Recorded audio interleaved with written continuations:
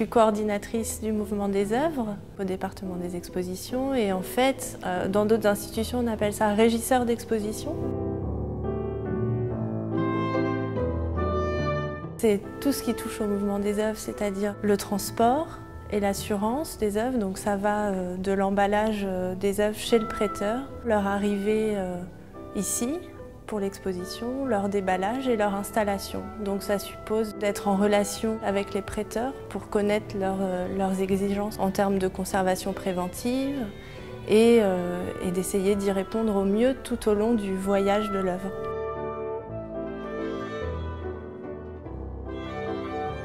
Moi, je vais commencer à intervenir à peu près 1 an avant le début de l'exposition.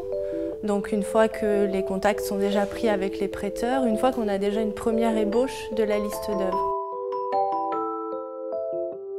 J'interviens pour organiser un petit peu les choses et surtout en termes budgétaires pour avoir une première approche de la faisabilité du projet et puis très vite pour solliciter les transporteurs, voir comment tout ça va s'organiser. Donc à peu près 1 an avant le début du montage de l'exposition.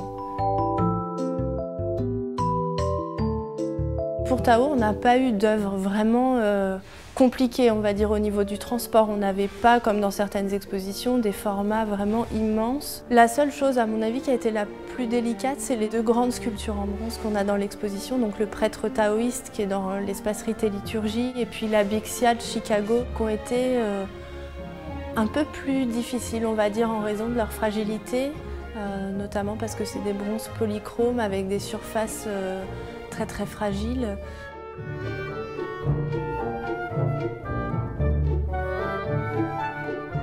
Quand les œuvres partent de leur musée, il y a un constat d'état qui est effectué, donc avant le transport, où les restaurateurs du musée vérifient l'état des surfaces, la condition globale de l'objet.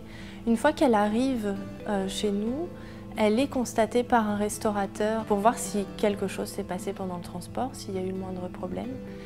Et donc après, au démontage de l'exposition, on fait la même chose.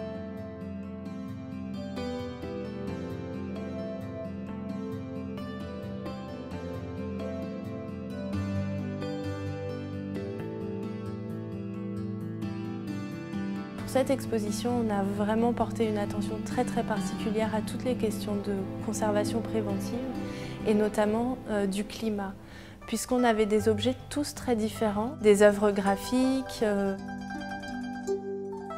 des objets en bronze, des objets en ivoire, des objets en céramique, qui chacun demande en fait un environnement particulier. On utilise du gel de silice qui permet en fait de maintenir un taux d'humidité constant dans un environnement fermé, donc dans une vitrine par exemple. Je coordonne simplement l'équipe d'installateurs. Donc là pour l'exposition Tao, c'était entre 6 et 10 personnes, avec l'équipe de socleurs aussi, en fonction des priorités que j'essaye d'établir tous les jours. Et bien sûr se greffe à ça après les équipes là beaucoup plus liées à la scénographie pour la fermeture des vitrines, pour l'installation des systèmes particuliers d'accrochage, etc. La difficulté en tout cas dans ces moments-là, c'est de savoir rester patient, gérer son stress pour ne pas le communiquer aux autres et puis de garder tout le monde optimiste. Enfin, en tout cas, déjà, d'essayer de le rester soi-même. Et puis, mais ça fonctionne. Enfin, en tout cas, là, ça a fonctionné à peu près.